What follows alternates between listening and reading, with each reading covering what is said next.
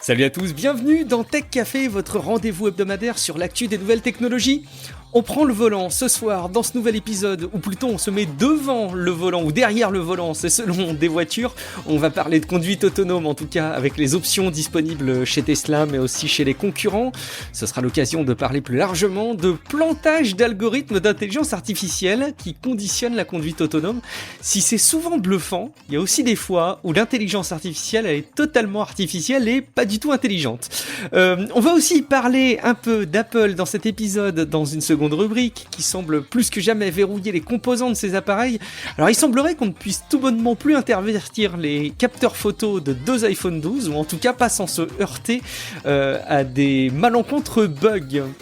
On va parler aussi des réactions des publicitaires, la colère gronde face à la mise en place d'outils contre le pistage par la firme de Cupertino, et puis on fera le point aussi sur les résultats financiers des GAFA. La crise ne les affecte décidément pas trop, on va le voir ensemble. On terminera évidemment avec une rubrique jeux vidéo, alors tenez-vous bien, le cloud gaming arrive sur la Switch, enfin presque, hein, vous comprendrez tout, mais vous emballez pas trop vite non plus. Pour m'accompagner sur cet épisode, je retrouve celui qui est à l'actu tech, ce que le Sphinx est aux énigmes. Auteur du livre Machine de jeu, c'est Guillaume Poggiaspala. Salut Guillaume. Oui, ouais, c'est moi exactement. Voilà. J'ai pas le nez cassé pour l'instant, tout va bien, mais effectivement. Merci. T'as encore ton nez. C'est une production grandiose. Alors justement Guillaume, moi je fais une petite allusion à l'énigme parce que tu avais préparé, Guillaume, une énigme il y a 2 épisodes, elle était dispo, personne ne l'avait découverte de par son lui-même, mais on a été beaucoup plus explicite pour l'épisode anniversaire 200, le numéro 200, le dernier, et on a dit qu'il y avait quelque chose qui se cachait, et on a eu des gagnants. Alors bravo au passage, hein, d'ores et déjà, à Mathieu Perret, qui a été le premier à casser le code, j'allais dire, et puis merci aussi à Kevin Falk, qui a été le second. Ils ont été tous les deux capables de déchiffrer ton énigme, Guillaume. Est-ce qu'on peut donner la solution? Un embryon de solution, en tout cas, maintenant? Non, on va pas donner la solution. En fait, je pense qu'on va plutôt laisser encore un petit peu chercher pour le sport, ceux qui ont envie. On va peut-être donner un petit indice, quand même. Je pense que ça serait sympa. Alors, disons que j'avais dit que, dans l'épisode 199, j'avais dit que parfois, il fallait les chercher au-delà des mots. Et donc, chercher au-delà des mots, ça veut peut-être dire aussi chercher, tu vois, il y a le poids des mots, puis il y a le choc des photos. Oh, donc, c'est beau. Il faut chercher de ce côté-là aussi. Voilà, donc écoutez, ceux qui sont encore en course et qui ont encore envie d'essayer de se casser un petit peu la tête dessus, voilà, vous pouvez essayer d'utiliser cet indice-là, sachant que voilà, c'est vraiment pour le sport. Bravo en tout cas aux 2 gagnants. Il y en a un qui a trouvé, Matt a trouvé très très rapidement en plus. Il est passé un petit moment dessus, mais il a trouvé vraiment assez vite. Bravo à eux. C'était pas si simple, mais bon après évidemment, ça avait pas non plus l'ampleur d'une cicada ou quoi que ce soit.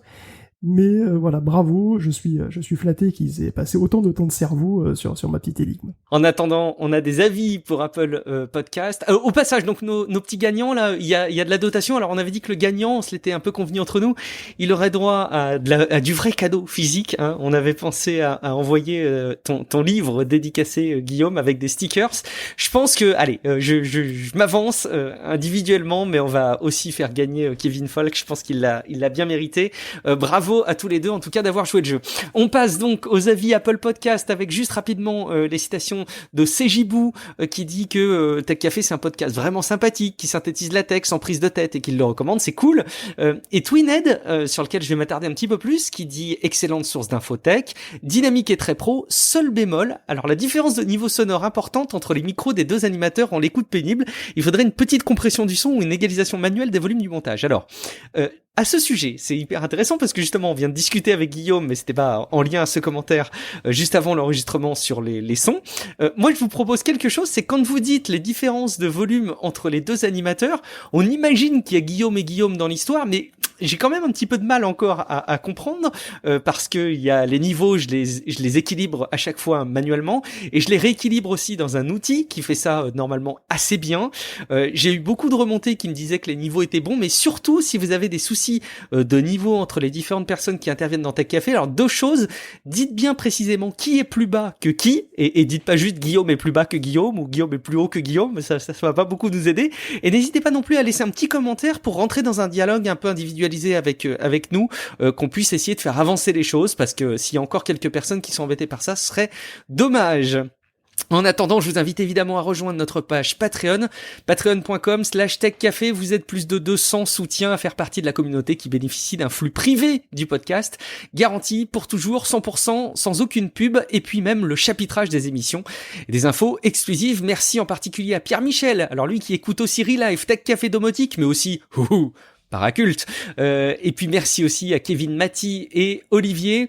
Effectivement, Paraculte, qui est aussi un autre podcast sur lequel je vous invite à aller jeter une oreille, où on parle, dans les derniers épisodes, on a parlé de films qui foutent les pétoches. Pour Halloween, t'avais fait un épisode dédié, Guillaume. On a parlé aussi de science-fiction avec Tales from the Loop, State of Mind, Virtuaverse, des jeux vidéo que tu avais vu passer, qui t'avaient beaucoup plu. Il y a plus de 15 épisodes sur des choses qui nous ont plu. Vous êtes de plus en plus nombreux à vous abonner à ce podcast, et merci beaucoup. Sans autre forme de procès, Guillaume, dans nos news de cet épisode, on va commencer à parler, comme je le disais en intro, de conduite autonome, parce que Waymo, qui est donc l'acteur de Google en matière de conduite autonome, joue la transparence. Ils ont communiqué une série d'informations autour de leur démarche, et donc beaucoup de transparence. C'est intéressant de s'attarder sur ce sujet. Oui, Waymo, c'est une filiale d'Alphabet qui donc cherche à construire des voitures autonomes depuis 10 ans maintenant. C'est fou, ça paraît pas si vieux que ça, et pourtant ça fait 10 ans. Enfin, précisément, Waymo n'existe en tant que tel depuis 2016 en fait. Avant, elle était intégrée à Google, où elle a commencé dans le Google X, le fameux Google X en 2009. Et les premiers tests de projets chauffeurs, à l'époque, ont été repérés en 2010. Donc souvenez-vous de ces petites voitures Firefly toutes mignonnes, là, qui ont été mises à la retraite. D'ailleurs, en 2019, les Firefly, les toutes petites voitures, toutes rondes. Et bon, aujourd'hui, Waymo vient juste de lancer ses robots taxis sans filet, ou presque, autour de Phoenix, après des millions et des millions de kilomètres de tests. D'ailleurs là, croyez-le ou non, ils viennent de rapatrier des taxis hors de San Francisco pour au moins les 2 prochains jours pour les mettre à l'abri. Alors à l'abri de quoi, on sait pas trop, mais mieux vaut être prudent pendant les prochains jours, voire les prochaines semaines, on sait pas trop aux États-Unis. Ils sont prudents chez Waymo de base, parce que globalement Waymo c'est l'anti-Tesla, là où Tesla fait bêta-tester, en fait, voire alpha-tester son autopilot par qui veut, en clamant que le niveau 5 est déjà là, c'est-à-dire le pilote robot généraliste. Waymo se cantonne volontairement au niveau 4, c'est-à-dire à des taxis limités à une zone géographique bien définie, avec une supervision humaine, même si c'est via des opérateurs distants, il y a une supervision, mais elle est distante, donc il n'y a personne, en tout cas il y a des rides maintenant qui sont faits sans personne. Donc la grande prudence de Waymo, elle s'illustre encore par la publication la semaine dernière de 2 gros rapports, dont l'objectif est clairement de mettre la pression sur la concurrence. Donc le premier porte sur les technologies qui sont utilisées pour la sécurité, et le second recense tous les incidents que les véhicules Waymo ont rencontrés dans la vraie vie, et aussi en simulation. Et c'est même mieux que ça en fait, puisque lorsque des incidents ne se sont pas produits parce qu'un opérateur a pris la main, les ingénieurs ils ont reproduit le scénario en faisant comme si la voiture allait se planter, et ils l'ont laissé se planter bien comme il faut pour voir comment résoudre le problème. Donc c'est un exemple de transparence qui peut séduire les régulateurs, et qui tacitement invite la concurrence à aller au-delà un petit peu des posts de blog et des démos qui sont ultra contrôlés toujours, surtout qu'aux États-Unis c'est un patchwork de régulation où on a parfois rien du tout, parfois des règles assez strictes, donc globalement ça laisse un peu le champ libre finalement au secteur privé de dicter ce qui est safe ou pas. Et donc concrètement, le second rapport, qui porte sur une période qui va de janvier 2019 à septembre 2020, donc avant que les taxis ne commencent à se passer de chauffeur, en gros, tout s'est passé autour de Phoenix. Donc ça, c'est sur une zone géographique qui est quand même assez grande, puisqu'elle fait 100 km². Donc c'est Phoenix plus un certain nombre de zones autour. Et en réalité, donc pendant cette période, c'est quand même l'équivalent de 500 zones de conduite pour un Américain moyen qui ont été parcourues, soit plus de 100 millions de kilomètres. Et pour faire court, les voitures Waymo sont des victimes. Voilà. Elles se font régulièrement bolosser par les chauffeurs humains, et moi ça me brise le cœur de voir ça. Parce que, en gros, les chauffeurs humains sont fautifs dans presque tous les 47 contacts. Enfin, les humains, quand c'était dans la vraie vie, dans 18 cas, parce qu'en fait, les 29 autres se sont passés en simulation. Donc, les Waymo ont eu 14 accrochages, 13, dans 13 cas, on leur est rentré dedans par derrière, et une fois, c'est elle qui a freiné trop tard, et c'était en simulation. Donc, aucun de ces incidents réels n'a provoqué de blessures. Surtout que beaucoup des courses sont en fait des tests avec juste des chauffeurs, et donc en fait il n'y a eu qu'un seul crash avec passagers à faible vitesse, 6 km/h. Et donc il y a une Waymo qui a eu un crash à une intersection, elle s'est quand même pris une voiture à 58 km/h, et donc elle avait grillé un feu rouge cette voiture. Et en simulation, les Waymo ont eu 14 crashs en intersection, dont un sévère à 65 km/h, où elle s'est pris en refus de priorité en fait. Le crash était inévitable, mais un chauffeur humain aurait pu mieux gérer la situation en réduisant plus la vitesse.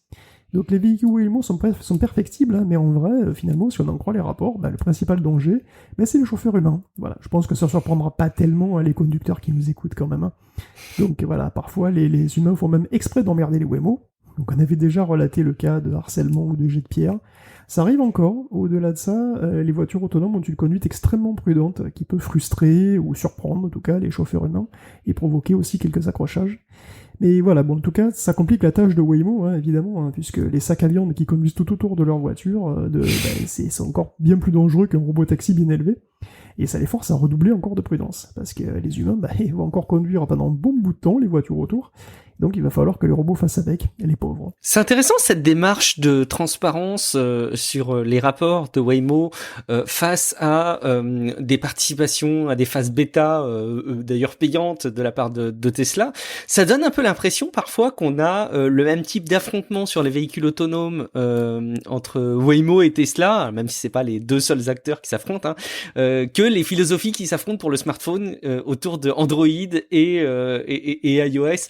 Est-ce que c'est très caricatural et un peu réducteur de ma part de voir les choses comme ça, ou est-ce que tu partages une partie de ma philosophie? Oui, c'est ça, il y a deux grosses philosophies différentes en fait pour les deux, c'est vrai. On continue avec justement alors ce qui se passe ailleurs aussi, parce que le prix des options commence à être un sujet, hein, on commence à entreapercevoir des possibilités en termes de pilotage automatique de nos voitures, tel qu'à 2000, mais du coup quel prix ça représente maintenant ces options? Je sais pas si on l'avait précisé la dernière fois, mais c'est vrai que l'autopilot de Tesla, il est loin d'être gratuit en fait, hein. C'est même $10,000 désormais comme option, ça fait cher. C'est très cher quand même, c'est le prix d'une bonne voiture déjà, quand on y réfléchit.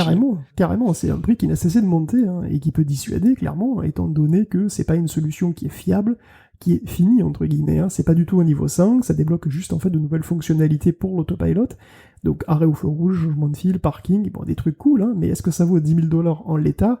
C'est pas sûr. D'autant que d'autres constructeurs sont aussi dans la course, hein, puisque Ford propose une option de conduite automatique sur autoroute pour $2,000 en 2021, enfin il proposera, en tout cas vraisemblablement, et même sur certains véhicules déjà en circulation, ils pourraient être équipés, et ça pourrait suffire à beaucoup de gens en vrai, donc ce sera intéressant à suivre, parce qu'au-delà des performances technologiques que nous on aime bien suivre toujours, l'adoption et donc la viabilité économique de ces trucs est pas encore complètement acquise. Le problème qu'il y a derrière un prix pareil, c'est que c'est pas prêt de se démocratiser non plus, surtout si les prix augmentent.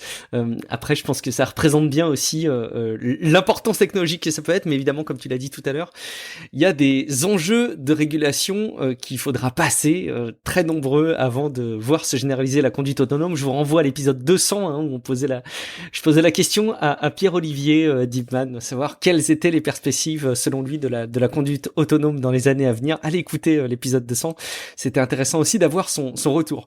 Bon, je le disais en intro, il y a quand même des séquences où on se dit waouh, la conduite autonome, c'est bluffant, la voiture arrive à interpréter des situations très complexes, et elle arrive à s'en sortir, de manière tellement fiable et tellement bluffante que on sent que le futur c'est aujourd'hui. Problème, on a parfois des contre-exemples assez déroutants. Tu vas nous parler de la Roborace, Guillaume. Ouais, rapidement, il faut dire que la Roborace, c'est cette course de voitures autonomes, hein, dont on avait un petit peu parlé. Il n'y a que des voitures autonomes sur le circuit des voitures de course, et donc il y a eu une saison bêta, et alors c'est vrai qu'on a l'impression que cette course va dans le mur, littéralement, puisque la SIT Acronis est directement allée se mettre dans un mur minute 1. C'est un bug, tout simplement, hein. Après que le chauffeur l'ait mise sur la ligne de départ, le volant est resté bloqué à droite. Pourquoi? C'est ridicule. Mais bon, voilà, ça s'appelle saison bêta 1.1, ça porte bien son nom, c'est une bêta. Et c'est vrai que les failles des IA, c'est toujours marrant, hein. Surtout quand il y a pas de victime, évidemment. Un autre exemple, hein, voir cette IA caméraman confondre le ballon avec la tête chauve d'un arbitre de touche pendant un match de foot. Ça, oh oui. Mais c'est pas grave non plus, c'est cocasse, mais c'est pas grave. Par contre, il peut y avoir des enjeux quand même, si c'est en matière de santé, par exemple. Exactement, je vois où tu veux en venir, mais c'est vrai que bon, à à la matière, c'est vrai que GPT-3 est aussi en train de suivre sa courbe de la hype standard. Hein.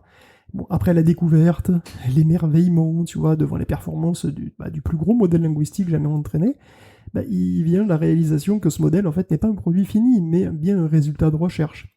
Donc quand Nabla, la boîte française spécialisée dans les applis de santé, le met à l'épreuve, c'est absolument pas une surprise qu'ils s'en sortent pas avec les honneurs, hein, parce que j'ai vu les gros titres, donc tu vois, le gros titre c'est « Consulté comme un chatbot médical, GPT-3 conseille un patient de se suicider ».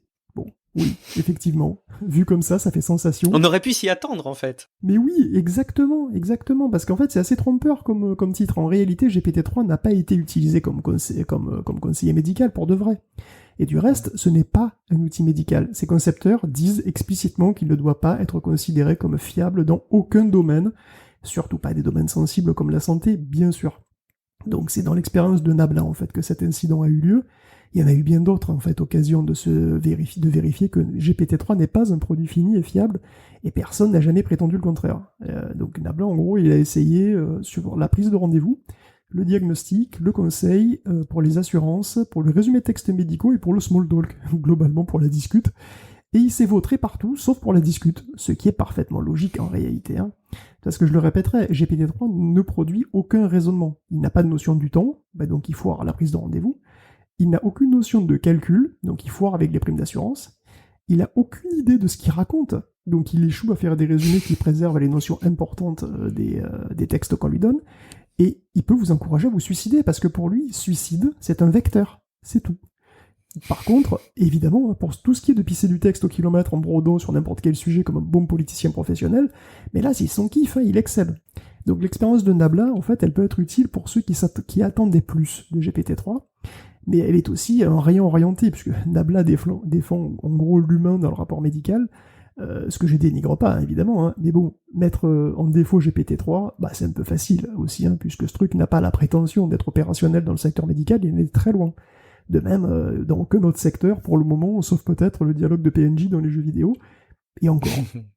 Bon, peut-être que les enfants ou les petits-enfants de GPT-3 se révéleront utiles à terme, mais les psychologues et les toubibs en viande ne seront pas au chômage de sitôt. Ce que je retiens aussi, de ce que j'en comprends aussi, on essaye de faire à GPT-3, qui est un excellent algorithme pour générer du texte, qui ait un sens, ça on l'a déjà dit, hein, c'est assez bluffant sur la production de contenu qu'il peut faire, sans forcément une mise en contexte, donc pas forcément un dialogue, mais du contenu brut, comme ça il est très bon, très cohérent.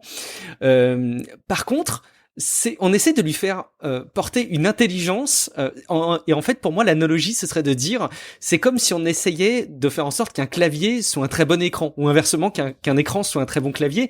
C'est-à-dire que si je dis pas de bêtises, cet algorithme il est très bon pour produire, mais pas forcément pour ingurgiter du grand volume de données et en faire une analyse. Est-ce que mon analogie a vite ses limites? Non, c'est vrai. Non, mais c'est vrai. De toute façon, il n'est pas prévu pour engranger des données, puisqu'il les a déjà. Puisqu'en fait, il a globalement déjà tout lu. Il a tout lu. Lu à peu près tout ce qu'il y a sur Internet. Bon, c'est une grosse simplification, mais bon, on peut partir là-dessus. Donc, comme il a déjà tout lu, grossièrement, il a déjà les données. Donc après, il faut réussir à lui faire cracher ce qu'il faut au bon moment.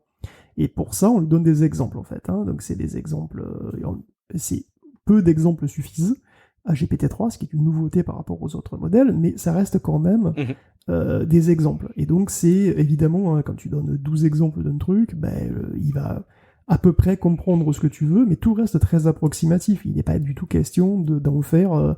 je sais pas, un physicien, un médecin ou un psychologue, ça n'a pas de sens. Alors on va prendre un petit peu le contre-exemple de ce qu'on est en train de dire, parce qu'on ne voudrait pas laisser entendre que les algorithmes d'intelligence artificielle sont stupides, et vous avez bien compris que tout est beaucoup plus nuancé que ça, mais tu vas aller un petit peu à l'inverse pour nous montrer leur performance, parce que les algorithmes, le deep learning pourrait être une très bonne solution pour nous aider à mieux utiliser les outils que sont certaines équations qui permettent de bien prévoir ce qui se passe tout simplement dans l'univers, Guillaume. Mais oui, mais c'est plus impressionnant encore, et en tout cas pour moi, c'est plus impressionnant encore. Hein. C'est le travail d'une équipe de Caltech qui a réussi à faire résoudre, entre guillemets, des équations aux dérivées partielles à un réseau de neurones. Donc en physique, on rencontre des équations de dérivées partielles tout le temps, hein, presque tous les phénomènes qui dépendent à la fois du temps et de l'espace, ils utilisent. Donc je sais pas, tu prends une table à repasser, à température ambiante, en tout point de la table, la température, c'est la même, c'est celle de la pièce. Bon, jusque-là, tout va bien. Donc la fonction de température, elle a 2 variables, x et y, et elle est constante pour le moment, donc elle ne varie pas avec le temps. Maintenant, si tu poses de faire un repas chaud sur cette table, la chaleur va se diffuser dans la table, doucement. Donc la température en un point de la table va dépendre maintenant du temps, le temps que la chaleur s'écoule, en quelque sorte, du fer à passer, et aussi la température des points qui sont autour de lui, qui vont lui donner de la chaleur. Donc, les variations de température au cours du temps vont dépendre des variations de température sur la surface de la table. On va donc avoir affaire à des dérivés de la fonction qu'on cherche, c'est-à-dire la température, en fonction du temps, mais aussi en fonction des directions x et y. Donc ce sont des directions ce sont des dérivés partiels, parce qu'on dérive partiellement par rapport à une variable et pas par rapport à toutes, si on veut. Donc c'est ça, c'est l'idée de dérivé partiel. Donc ce truc avec de la chaleur, voilà, ça marche aussi avec les déplacements des fluides, hein. Par exemple, le vent, voilà, la vitesse de l'eau dans un fluide, enfin tu vois, il y a plein de paramètres en plus, mais c'est un petit peu le même principe. Et donc ça marche aussi si on considère les oscillations d'un milieu, les vagues à la surface de l'eau, donc les ondes sonores aussi, voilà, vous avez compris la règle générale. Et donc ces équations, en gros, elles sont en général impossibles à résoudre explicitement. Donc hors cas très particulier, quand vous vous demandez ce que fait l'air autour d'une aile d'avion, l'équation ne se résout pas avec une formule. Par contre, on sait approximer la solution de diverses manières. Donc la plupart du temps, ça demande énormément de calculs pour être précis, et c'est de l'approximation numérique. Et donc on approxime, et ça demande en fait d'autant plus de calculs que le phénomène est bordélique. Si le phénomène est très stable, ça va converger assez vite. Si le phénomène n'est pas stable du tout, ça sera une horreur. Donc en fait, ce que font les ingénieurs, c'est trouver des algorithmes pour approximer des fonctions compliquées. Or, c'est exactement ce que font les réseaux de neurones. Approximer des fonctions, même des fonctions improbables, où tu rentres une phrase en japonais et il te sort une phrase en coréen. Tu vois, ce genre de truc. D'où l'idée de voir si on peut entraîner des réseaux à approximer des solutions. Et c'est exactement ce que l'équipe de Caltech a réussi à faire avec 3 équations classiques des mécaniques des fluides. Ça marche très bien, les solutions obtenues sont très proches et qualitativement équivalentes aux meilleures solutions numériques classiques. C'est bien généralisable sur les paramètres des équations, et surtout, c'est 1000 fois plus rapide que d'intégrer comme on avait l'habitude de le faire. Et c'est d'autant plus vrai qu'il y a des accélérateurs pour le deep learning, qui poussent comme des petits champignons après l'orage un petit peu partout. Et donc les perspectives sont vertigineuses, puisque, je te dis, de l'aéronautique aux semi-conducteurs, en passant par la météo, la sismologie, l'acoustique, l'astronomie, virtuellement tous les domaines peuvent profiter de ces avancées. Donc, soit en demandant énormément moins de puissance, soit en boostant beaucoup la précision, soit les deux. Donc on n'a pas forcément besoin d'un super ordinateur de classe mondiale pour prévoir le prochain ouragan plus à l'avance. Et dans un contexte de changement climatique, voilà, un changement climatique qui passe la seconde d'ailleurs, c'est plus que jamais utile. Bon, alors, la météo dans les soirées télé seront plus précises, mais il y a aussi quelque chose qui change dans nos soirées télé. Guillaume, je sais pas si tu as vu récemment des émissions de Canteloup, de Nicolas Canteloup sur TF1. Tu te dis, mais où est-ce qu'il veut en venir? Eh ben, figure-toi que cet humoriste imitateur, prenez ça avec des guillemets bien entendu, fait une dernière version de son émission où il imite des personnalités politiques, des acteurs, des chanteurs, mais il y a une surcouche de deepfake qui est impressionnante. Alors tu vois où je veux en venir évidemment, Guillaume, c'est que nos algorithmes qu'on vient de décrire, ils commencent à être extrêmement efficaces dans ce changement de visage des personnes qui interviennent sur nos écrans. Et il y a carrément alors un duo qui est légendaire pour une autre production qui s'appuie assez profondément sur ces algorithmes de deepfake, Guillaume. Oui, mais je savais pas pour Canteloup, c'est assez intéressant d'ailleurs. Ça revient ou c'est une émission one shot ou c'est un truc qui revient tous les semaines? Alors quand mon fils regarde Koh-Lanta le vendredi soir, évidemment que je regarde avec lui, un petit peu avant il y a Canteloup, et donc c'est 10 minutes, un quart d'heure sur TF1, et c'est toutes les semaines, donc si je dis pas de bêtises, c'est pas tous les jours, sauf à ce que je me trompe. En tout cas c'est pas très grave, sache que tu peux le revoir quand tu veux, et c'est une équipe de 10 personnes chez TF1, je m'étais renseigné un petit peu, qui développe cet algorithme, et c'est un algorithme qui a été développé un peu maison. Alors sur les principes qu'on connaît, mais j'ai l'impression qu'ils ont mis en place ça, et j'avoue que c'est assez intéressant parce que c'est pas un changement complet du visage, ce sont les traits principaux du visage, mais le reste de la tête, c'est la tête de Canteloup avec évidemment son crâne chauve très emblématique. Donc le mélange de deux au début est assez intéressant parce qu'on se dit waouh, mais c'est bizarre parce que il imite, mais en même temps il a les mimiques vraiment de la personne qui l'imite, c'est très bien fait. Et en même temps on comprend très très vite qu'il y a un algorithme par-dessus qui modifie son visage. Écoute, moi je trouve ça hyper intéressant intéressant de voir cette application d'un sujet qu'on aborde dans Tech Café depuis quelques épisodes, qui peut paraître très futuriste et sur lesquels on a montré les évolutions qu'il pouvait y avoir et les enjeux que ça pouvait représenter. Et je l'ai vu débarquer du jour au lendemain sur mon écran chez moi, dans mon salon sur TF1, de manière magistrale. Donc c'est là où on se rend compte que la technologie, parfois, elle s'invite de manière très rapide et très puissante dans certains segments de notre quotidien. Je trouve ça top. Mais toi, de ton côté, tu voulais parler du duo qui est derrière South Park, qui s'appuie aussi sur ces technos-là. Ben oui, aux États-Unis aussi, manifestement. Alors, Parker and Stone, donc, c'est les créateurs de South Park qui frappent encore. Hein. Donc, cette fois, c'est avec un show entièrement basé sur le deepfake. C'est le sujet de fond, d'ailleurs, du premier épisode de Sassy Justice, qui est interprété par Fred Sassy. Fred Sassy, qui est un présentateur qui ressemble énormément à un président américain, lequel, je sais pas, j'arrive pas à mettre le doigt dessus, vous regarderez. Un de ceux qui était candidat à la présidentielle américaine, là, récemment. Exactement. Et donc Fred Sassy, il est de Cheyenne News, et il va interviewer des personnalités, donc Al Gore, Michael Caine, Jared Kushner, le tout entrecoupé de pubs pour Dialysis King, le roi de la dialyse, qui vous fait des prix imbattables et qui ressemble étrangement à un PDG célèbre de réseau social. Donc là, c'est Peter Serafinovich qui joue et limite les célébrités, et c'est franchement pas mal. Hein. Donc c'est Deepface Lab, qui est probablement l'outil utilisé pour faire tout ça. Et ce truc ne cesse pas d'évoluer en fait. Hein. Tu peux le retrouver sur GitHub, il est en libre accès, vous pouvez vous faire plaisir si vous avez une grosse carte graphique. Et c'est vrai qu'aujourd'hui, on est bien loin des gifs animés des débuts. Hein. Il y a les visages peuvent faire une résolution qui va jusqu'à 448 par 448 si vous avez suffisamment de VRAM au sein de l'image. Et en fait, ça suffit globalement pour une vidéo en 720p. Et donc, ça suffit pour commencer à faire de la télé. Donc, il y a plein de fakes sur YouTube. J'avais déjà évoqué Control-Shift-Face probablement. Il y a aussi NextFace, il y a Futuring Machine, ça vaut le coup d'œil. Bon, Sassy Justice, c'est censé être un hebdomadaire, donc moi, je pensais que c'était le premier show deepfake, donc récurrent, quoi. Mais tu me dis qu'apparemment, le deepfake récurrent, enfin le deep show peut-être, comme on peut appeler ça, le deep show, existe aussi en France, donc écoute... Il faut que je regarde ça. Oui, il faut que tu ailles regarder Canteloup, effectivement, des émissions sur TF1.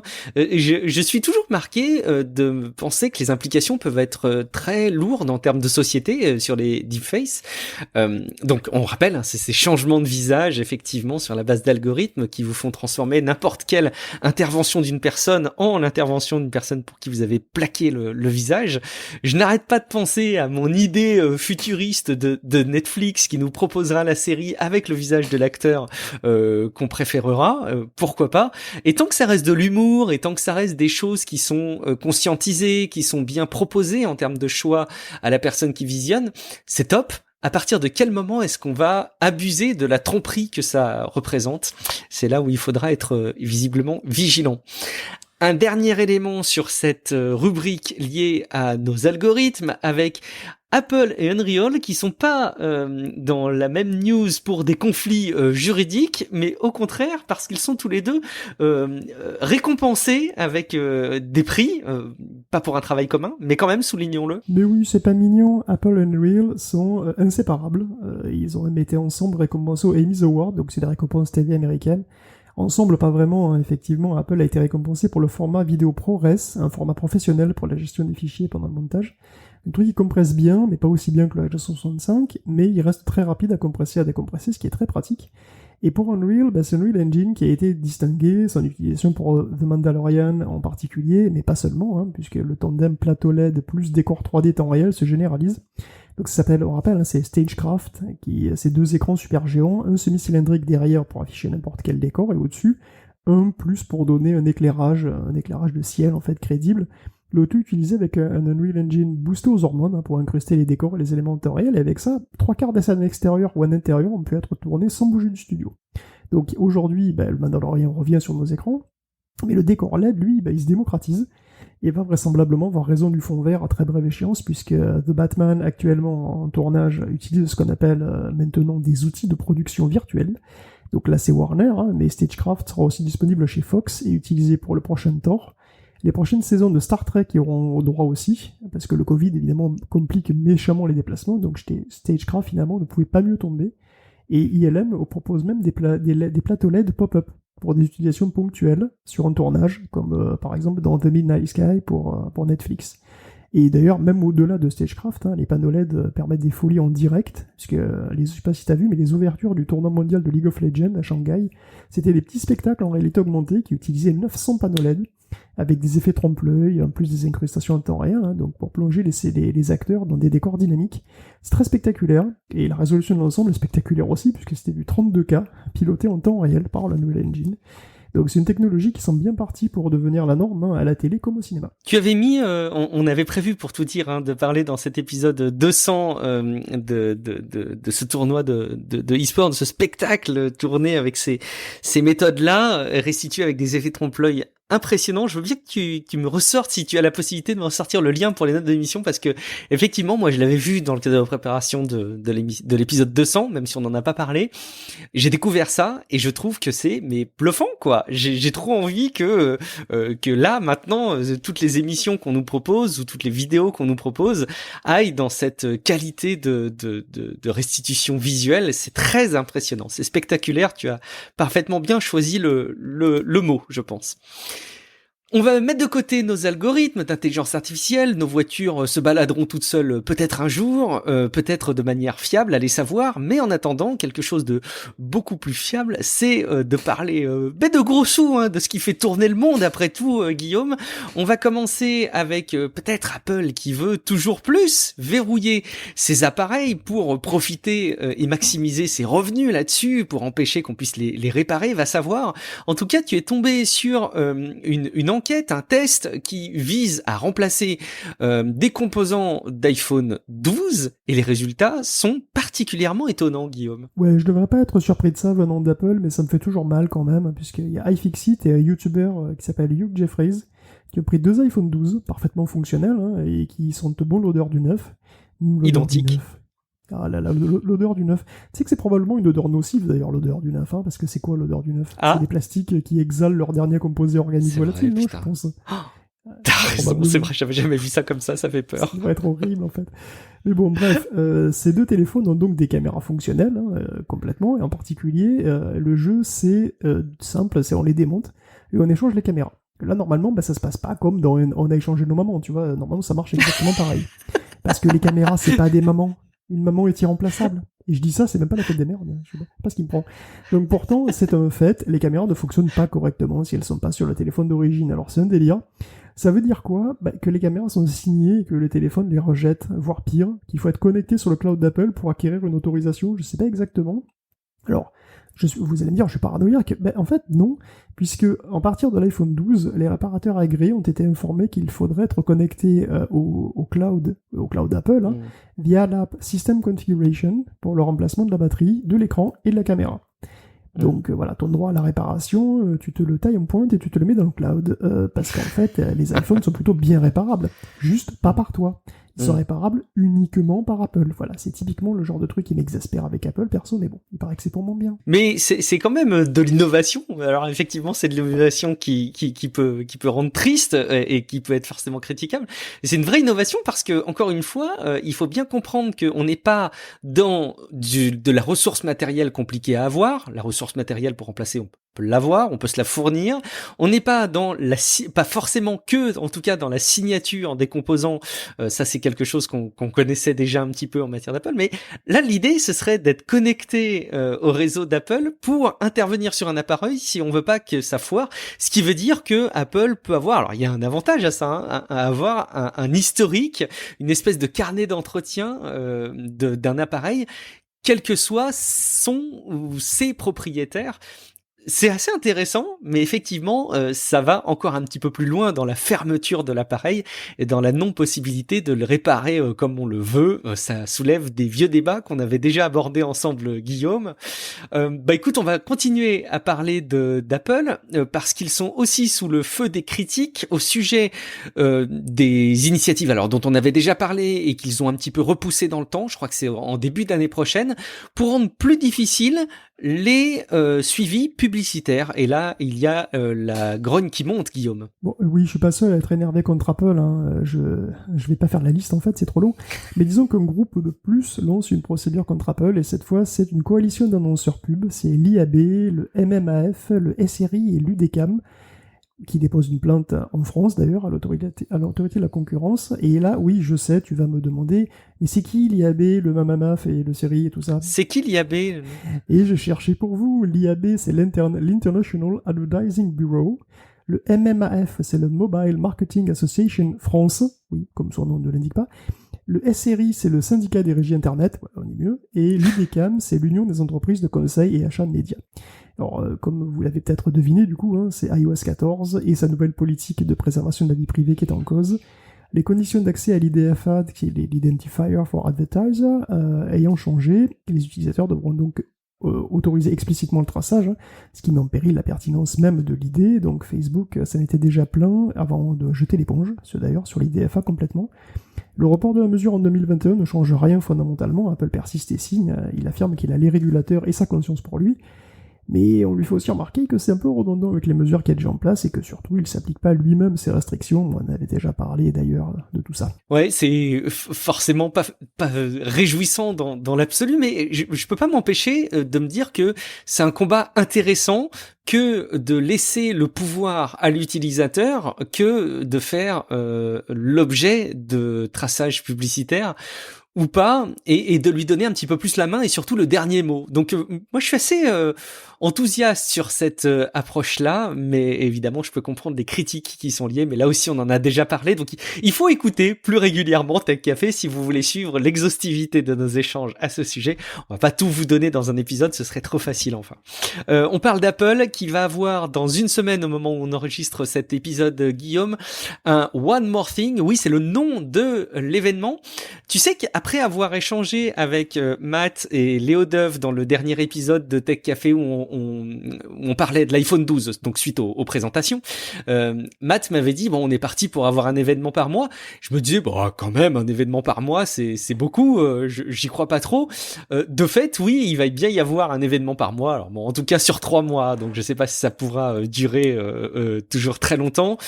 Il semblerait qu'on puisse avoir des Mac avec processeur ARM. Donc si vous voulez des Mac Intel, c'est peut-être le bon moment de vous jeter dessus avant que ça ne bascule. Je suis pas sûr que ce soit une option à partir de la prochaine annonce. Je pense que ce sera un annule et remplace. Donc si vous voulez un Mac Intel dans les modèles qui vont être présentés, a priori peut-être des mini, des MacBook, des MacBook Pro, ça vaut le coup d'aller jeter un coup d'œil. Et puis des AirTags, ça fait un petit moment qu'on n'a pas parlé des AirTags, mais il y a de bonnes raisons de penser que ça puisse sortir, ces petits trackers d'activité, mais pour vos objets. Donc au lieu de mesurer votre activité à vous, ils vont mesurer non pas l'activité de vos objets auxquels vous les aurez attachés, mais leur emplacement pour mieux les retrouver. Est-ce que tu penses que ces AirTags, c'est une solution qui pourrait t'intéresser? Je parle pas forcément des AirTags d'Apple, mais les solutions un peu comme Tile, c'est une solution qui existe déjà, hein, où on branche, on attache des connecteurs à nos objets qu'on a peur de perdre, nos clés par exemple, et on les géolocalise.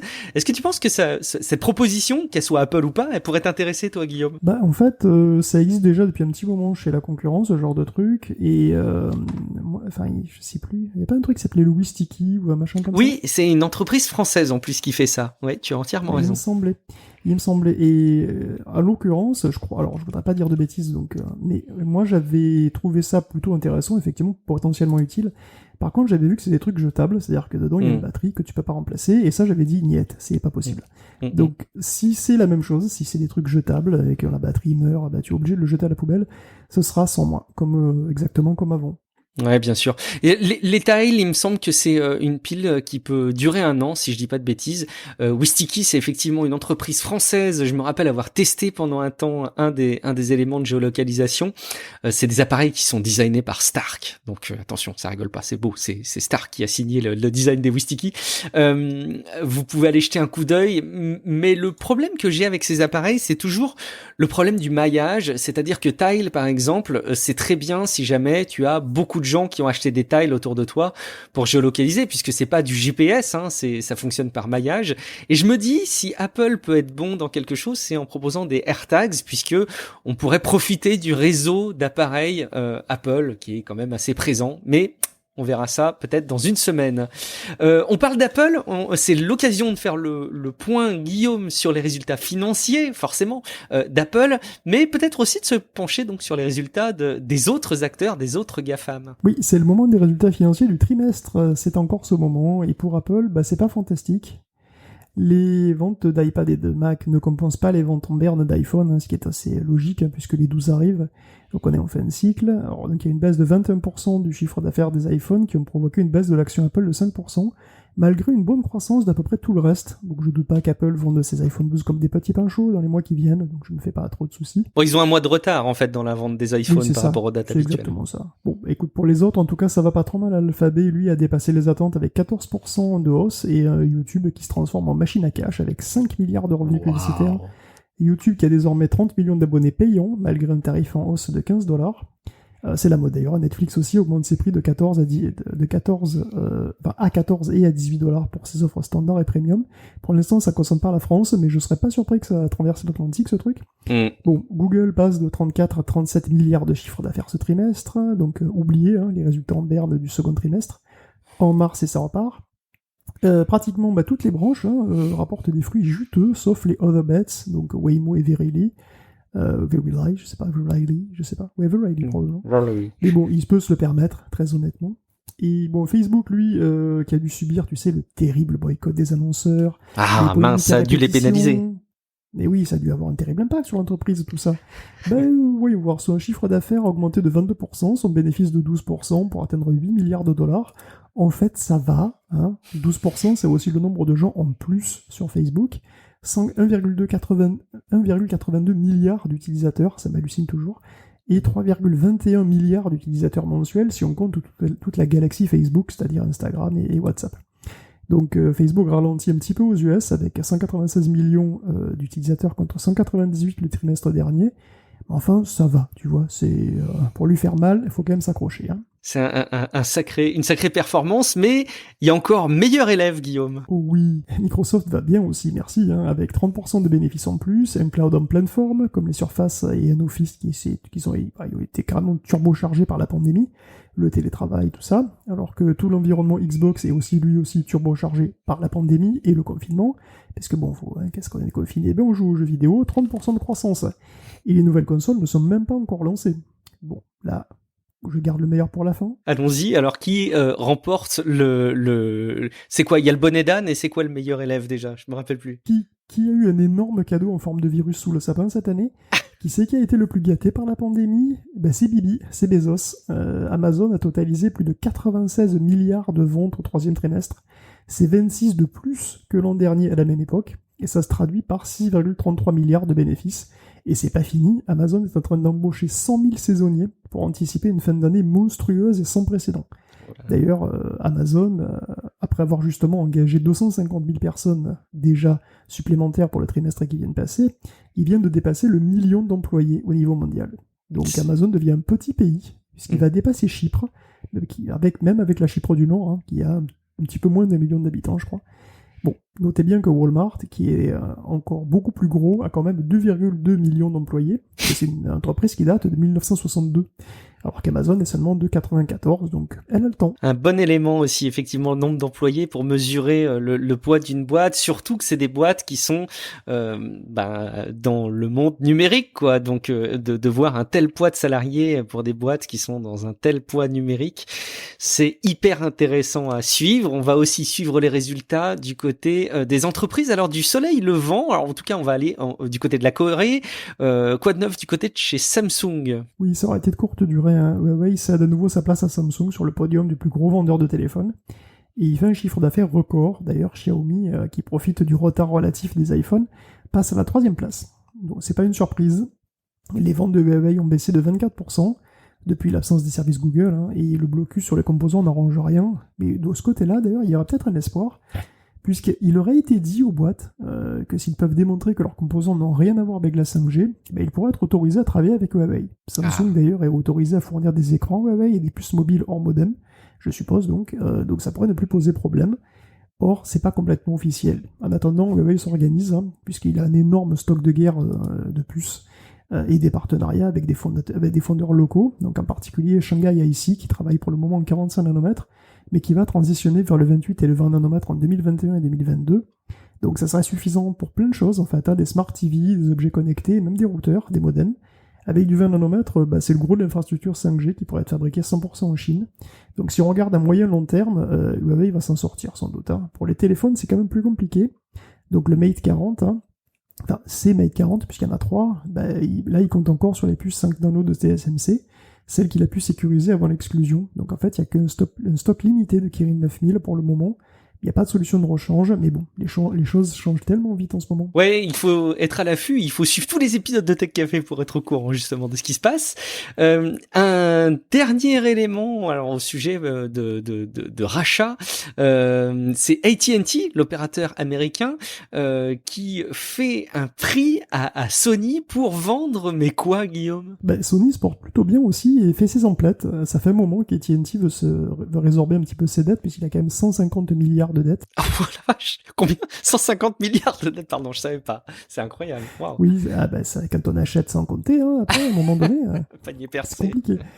Et du coup, il avait acheté Crunchyroll, il veut s'en séparer, donc c'est le service de streaming d'animation japonaise. Il l'avait proposé à Sony pour 1,5 milliard, qui avait trouvé la pilule un poil grosse à avaler.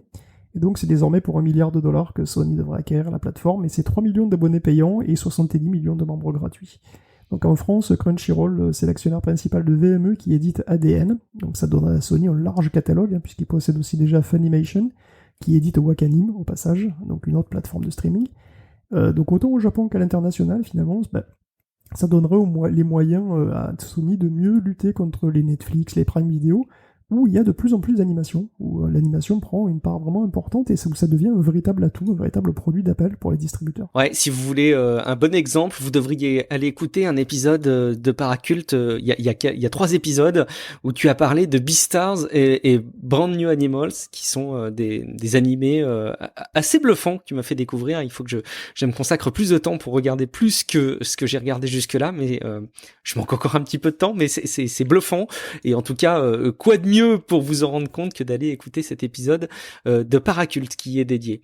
Bon, tu parlais de Sony, c'est parfait puisque ça nous permet de se poser la question de la PlayStation 5 et de son activité pour les jeux vidéo, et c'est donc l'occasion de passer à la rubrique jeux vidéo parce que PlayStation continue de vendre, PS5 ou pas, hein. Oui, Sony toujours, qui, outre avoir signé un accord avec TikTok pour la diffusion de ses artistes sur la plateforme, il a aussi dévoilé des résultats, en particulier ceux de la division PlayStation, qui malgré la fin de vie de la PS4 est en excellente forme, donc presque 5 milliards de dollars de chiffre d'affaires. Donc la PS4 se porte encore à merveille, et les confinements même, un petit peu partout, sur le globe, ils sont sans doute pour quelque chose. D'ailleurs, il se profile une extension du cycle de vie de la PS4, de fait, où il y a de plus en plus de jeux passent cross-gen, et la base installée est tellement énorme aussi que c'est assez logique. Donc c'est pas étonnant, Ghost of Tsushima, le dernier blockbuster de Sucker Punch, s'est vendu à 2,4 millions d'exemplaires les 3 premiers jours. Donc la PS4 n'est pas morte, mais ça ne veut pas dire que la PlayStation 5 n'est pas attendue, il s'en est précommandé aux US plus dans les 12 premières heures que la PS4 dans les 12 premières semaines. Oh là là. C'est une console qui est excessivement attendue, le cycle a été très très long, 7 ans. Bon, c'est un lancement qui va quand même être perturbé par le confinement d'une part, et par le nombre de consoles que Sony veut produire en ce moment, d'ailleurs, qui est un peu limité. Bon, mais après, évidemment, ça va quand même, c'est que momentané, quoi, voilà. Donc Sony, d'ailleurs, révise à la hausse ses attentes pour 2021. Par contre, on va peut-être se poser la question un petit peu ensemble de la réalité virtuelle, parce que j'ai vu passer dans ma veille Guillaume des alertes rouges sur l'avenir de la réalité virtuelle sur PlayStation. En gros, il semblerait que ce soit clairement pas dans les priorités de développement de la plateforme que de renouveler le PlayStation VR. Ouais, la VR serait-elle moins à l'ordre du jour chez Sony ? Bah écoute, dans le Washington Post, Jim Ryan confie qu'il ne pense pas que la VR représentera une part substantielle du marché dans un avenir proche. Je cite, je pense que nous sommes à plus que quelques minutes de l'avenir de la réalité virtuelle. PlayStation croit en la VR, Sony croit en la VR, nous sommes convaincus qu'à un moment donné, dans le futur, ce sera une part significative du marché. Est-ce que c'est ça cette année ? Non. L'année prochaine, non. Est-ce que ça arrivera un jour ? Nous croyons en cela. Bon. J'aime bien, c'est pas oui, c'est nous croyons en cela. Nous croyons en cela. Bon, ça, et une info comme quoi la PlayStation 5 ne serait pas compatible avec le PSVR sans un adaptateur, et hop, voilà, panique, pour les adeptes de gros casques qui font suer au haut du front. En fait, il faut pas s'affoler, la PlayStation 5 n'est pas compatible d'entrée avec la caméra de la PS4, qui est une interface propriétaire, la PlayStation 5 n'a que des ports standards. Donc un adaptateur gratuit sera néanmoins fourni à quiconque en fera la demande, donc le PSVR pourra quand même être utilisé sur la PS5, sur la PlayStation 5. Et pour le casque PSVR 2, évidemment, on aurait aimé qu'il y en ait un tout de suite, Donc c'est un petit peu décevant, mais le PSVR est apparu 3 ans après la sortie de la console. Et donc si le suivant arrive dans les 2 ans, et que Sony d'ici là se concentre sur le cœur de marché, c'est pas étonnant, hein, parce que même si 5 millions de PSVR ont été vendus, ça reste quand même une fraction des 102 millions de consoles écoulées. Donc je paniquerai pas, la VR évolue doucement, se démocratise, et les très bonnes ventes du Quest 2, qui a déjà été précommandé 5 fois plus que l'original, sont là pour en témoigner, je crois. Oui, effectivement, il y a eu des très bons retours de personnes qui commandent. Alors certes l'Oculus Quest 2, mais l'Oculus Quest 2 et les petits accessoires indispensables qui vont bien, notamment la sangle. Là, j'ai l'impression que c'est un gros sujet, ça. Bon, bref. Là, on avait parlé en 2019, Guillaume, en mai 2019, donc il y a longtemps maintenant, d'une console éditée, qui était prévue, qui est en fabrication par Panic, qui est un éditeur de logiciels, qui avait retenu toute notre attention parce que c'est une console qui n'a strictement rien à voir avec les autres. On parle de console next-gen, de gros monstres, hein, on parle des boîtiers Xbox Series X ou de PS5. Là, il s'agit d'un tout petit morceau un peu à la Game Boy, avec une approche assez rigolote, dont celle de la manivelle, et on a du nouveau sur cette console qui est la Playdate, Guillaume. Oui, tu m'as pété une intro où ferais mine de parler d'une prochaine console extrêmement attendue pour finalement. Vas-y, fais-le. On fait comme si on n'avait rien entendu. Vas-y. Non, mais la Playdate, oui, cette fameuse console portable à manivelle qui fait l'unanimité parmi nos auditeurs, c'est la console next-gen la plus sexy, il faut quand même avouer. Oui, c'est vrai. Avec son écran ultra haute définition monochrome, sa croix directionnelle, ses 2 boutons, sa manivelle et ses jeux proposés en forfait sur le système de saison, sans parler de sa livrée d'un jaune solaire qui illumine nos froides journées de novembre. Comment résister ? Seulement voilà, depuis des mois, la console qui devait être là dans mes mains, tout de suite là, dans mes mains, tripotée par mes petits doigts boudinés avides, avait pour ainsi dire disparu des radars. Bon, la pandémie a beaucoup compliqué le boulot de Panic, qui était en panique. Finalement, tout s'arrange. Comme dans tout bon film hollywoodien, je dirais. Tu as l'exposition, le développement, l'élément perturbateur, tu as des nœuds dramatiques secondaires, et puis après tu as le climax, qui nous amène à un dénouement début 2021. La console qui coûtera $149, donc aura même plus de jeux que prévu. Un premier batch de 20 000 exemplaires va donc arriver, et elle continuera aussi de se fabriquer ensuite, donc pas de désespoir si vous n'arrivez pas à en sécuriser une tout de suite. Je suis sûr que tout le monde va se battre, que la concurrence va être rude. N'est-ce pas? Mais si, bien sûr. Moi, je sais que elle m'intéresse beaucoup parce qu'elle a une approche qui est hyper rigolote et intéressante. Et donc, il y a effectivement ce système de livraison de packs de jeux qui est intéressant aussi à suivre. J'aime bien l'approche. Je suis pas certain que ça fera des cartons de commercialisation, mais moi, ça m'intéresse. Bon, le gros sujet de cet épisode, Guillaume, en matière de jeux vidéo, c'est probablement cette info incroyable. Le cloud gaming, Guillaume, le streaming, le jeu en streaming arrive sur la Switch. Dis-nous tout. Ouais. C'est pas ça la grosse news en fait de jeux vidéo, mais je pensais que c'était plutôt les trucs AMD. Mais c'est vrai, oui, streaming de jeux vidéo encore avec 2 gros jeux consoles qui, plutôt de se voir défigurés comme Outer World, ont opté pour le cloud gaming sur Switch. Donc il y a Control, Cloud Edition, et bientôt Hitman 3 qui arrive donc sur la petite portable. Enfin, leur launcher en fait arrive sur Switch, puisque le jeu est exécuté sur des serveurs. Donc pour 40€ sur Switch, tu auras rien du tout. Puis voilà, tu auras juste le droit de streamer une version 720p, mais avec ray tracing quand même du jeu. Bon, si on en croit les premiers tests, c'est joli en mode portable, beaucoup moins en mode TV. Il y a des latences perceptibles qui rendent l'ensemble moins naturel et fluide qu'en local. Et par ailleurs, il y a aussi toujours les bugs de synchro labial qui restent présents, c'est qu'est-ce qu'elle en comble. Et puis il y a des déconnexions et des baisses de framerate. Donc, si l'on rajoute au tout que le jour où le serveur s'arrête de streamer, bien entendu, vous n'avez plus rien du tout. Vous m'avez compris, pour 40 balles, jouez-y ailleurs. Jouez autre chose sur Switch, le cas échéant. Mais bon, perso, moi je mets pas 40 balles pour un jeu auquel je pourrais peut-être plus jouer dans 2 ans. Après, c'est vous qui voyez. Ouais, c'est quand même une proposition commerciale qui mérite d'être au moins à minima réfléchie. On l'a dit dans le dernier épisode, moi, mon expérience du cloud gaming reste encore un petit peu plus à démontrer qu'avant. J'ai pu être très enthousiaste pendant un moment, mais j'ai l'impression que pour le grand public, c'est pas demain la veille que ce sera convaincant. On verra. Un petit mot pendant qu'on parle de la Switch, et puis on a parlé de la PlayStation 5, faisons le lien. La DualSense, donc la manette de la PlayStation 5, a été identifiée comme compatible avec la Switch. Ça peut être intéressant de voir cette manette comme un vrai service en tant que tel, qui va être utilisable sur plusieurs jeux. Ils ont décortiqué d'ailleurs, je sais pas si tu as vu les boutons ZR et ZL là avec retour de force de la DualSense. Ils ont montré comment ça fonctionnait. Ça a l'air d'être assez intéressant à suivre. Mais effectivement, tu voulais terminer cet épisode sur la grosse annonce jeux vidéo, Guillaume. Bah oui, parce que comme annoncé, AMD a montré ses RX 6000, donc sa nouvelle gamme de cartes graphiques RDNA 2, donc la même qu'on retrouve dans les Xbox Series et la PlayStation 5. Et en résumé, on est sur 2 fois la performance de la gène précédente. Donc on nous promet du 4K natif en 60 FPS de routine sur une 6800 XT. La 6900 XT se mesure à se mesure dans les jeux en tout cas, sans problème avec la RTX 3090. En tout cas, au dire d'AMD, et avec une 6800 tout court, tu tiens la dragée haute à une 2080 Ti. Bon, tout ça en consommant un petit peu moins que les Nvidia. Donc c'est un grand pas en termes de consommation pour les Radeon, et c'est une belle performance, puisqu'ils ne changent pas de gravure, ils restent toujours en 7 nanomètres. Donc évidemment, il faudra attendre les tests indépendants pour en être sûr, mais en ce qui concerne les prix, ça varie entre 580 et 1000 $, en passant par 650 $ pour la 6800 XT, qui se mesure donc à une 3080, qui elle par contre est à 700 $. Donc c'est attrayant. Étrangement, le prix le moins attrayant, c'est sur l'entrée de gamme, puisqu'une 6800 coûterait 580 $ alors qu'une 3070 normalement est à 500.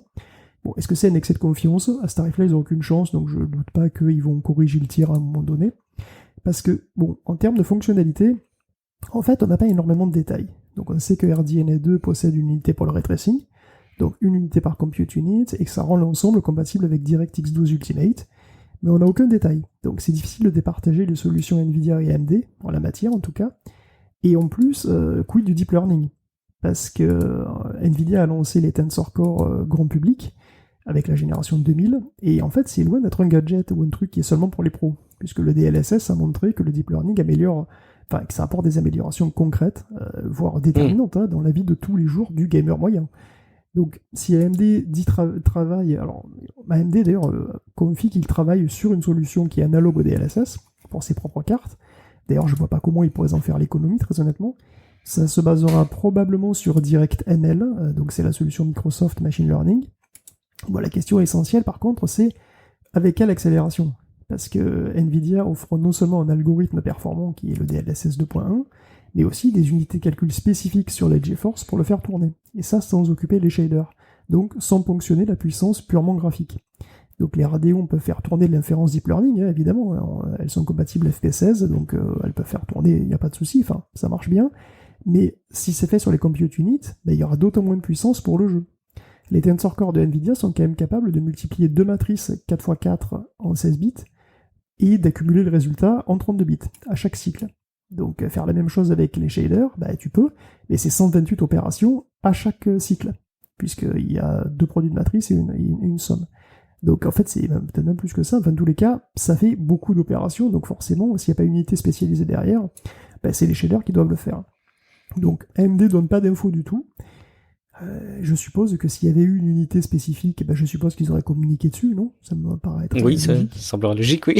Donc, quand même, donc si on part du principe qu'il n'y a pas de Tensor Core ou assimilé dans les Radeon, c'est quand même un handicap pour AMD par rapport à son concurrent. Alors c'est peut-être pas encore complètement vital en 2021, mais ça va le devenir rapidement, parce que là j'avais parlé juste avant dans ce podcast de physique accélérée par le deep learning. Bon, c'est à mon avis, dans quelques années, les liquides, le sable, les destructions dans les jeux vidéo vont bénéficier de ce genre de trucs. Et donc on pourra avoir des scènes de destruction, des interactions avec le décor, des interactions avec des matières qui sont beaucoup, beaucoup plus réalistes et beaucoup plus complexes qu'aujourd'hui. Mais pour ça, il faut des accélérateurs derrière, il faut des trucs. C'est pareil pour On pourrait même imaginer des PNJ qui parlent grâce au petit-fils de GPT-3. C'est un GPT-3 qui te répond, en gros réseau de ronde qui te répond, quoi. Donc il y a tout un monde de possibilités, mais pour ça il faut supporter quand même, il faut accélérer au minimum les choses. Donc pour le moment, en conclusion, les RX 6000, ça représente un très bon rapport performance-prix, sauf éventuellement pour la 6008, ça a confirmé, mais ça c'est en termes de performance brute. Donc pour le jeu vidéo brut, pur, c'est très bien. Après, en termes de fonctionnalité, c'est plus flou. Voilà. Bon, évidemment, pour le ray tracing, on aura plus d'infos à partir du 18 novembre. Date où les cartes seront enfin disponibles et du coup, on pourra vraiment creuser encore un petit peu plus le sujet. Évidemment, on évoque un petit peu en trame de cette info ce que fait Nvidia. Je vous invite à aller écouter quelques épisodes plus haut dans le flux du podcast, un dossier complet sur l'historique d'Nvidia aussi qui montre la dynamique dans laquelle est cette entreprise. Et effectivement, ils peuvent avoir quelques coups d'avance en termes de performance et de rendu, de ressources graphiques. Guillaume, on a fait le tour de cette émission de Tech Café, je l'espère évidemment pour votre plus grand plaisir. Il est grand temps de vous rappeler que si jamais cet épisode vous a informé, vous a diverti, vous a amusé peut-être, ou même peut-être qu'il vous a aidé à vous endormir, tiens, je sais que vous êtes quelques-uns à vous endormir en écoutant Tech Café, eh bien écoutez, pourquoi pas, mais si jamais ça vous rend service, je vous invite à aller jeter un coup d'œil sur patreon.com/techcafé et envisager le fait de rejoindre la communauté de Tech Café pour bénéficier notamment d'un flux privé du podcast garanti pour toujours 100% sans pub. Je vous invite aussi, si vous voulez encore plus de Guillaume Poggiaspala et de Guillaume Vendée et même d'autres personnes, écoutez Paraculte, un autre podcast sur la pop culture. Je vous en ai déjà suffisamment parlé dans cet épisode et puis vous pouvez aussi interagir avec nous alors en réaction à cet épisode sur techcafé.fr, dans les commentaires, mais si jamais vous souhaitez solliciter individuellement Guillaume Poggiaspala, il va falloir nous rappeler où on peut te retrouver, Guillaume. C'est difficile en fait. Hein. Ah, mince. C'est très très difficile. Même en essayant de faire des énigmes. Bah oui, pour me retrouver, il faut résoudre l'énigme du 199. Bien joué. Pas facile. Bien joué. Il va falloir un petit peu de temps et vous creuser les méninges. Mais bien joué, Guillaume. Vous me retrouvez sur guillaumevendée.fr avec tous les liens qui vont bien vers les podcasts et vers mes présences social media. Je vous remercie de votre fidélité. Merci d'être de plus en plus nombreux, épisode après épisode, à écouter Tech Café. En attendant, on se dit rendez-vous dans une semaine pour un prochain épisode. Ciao à toutes et à tous. Ciao à tous.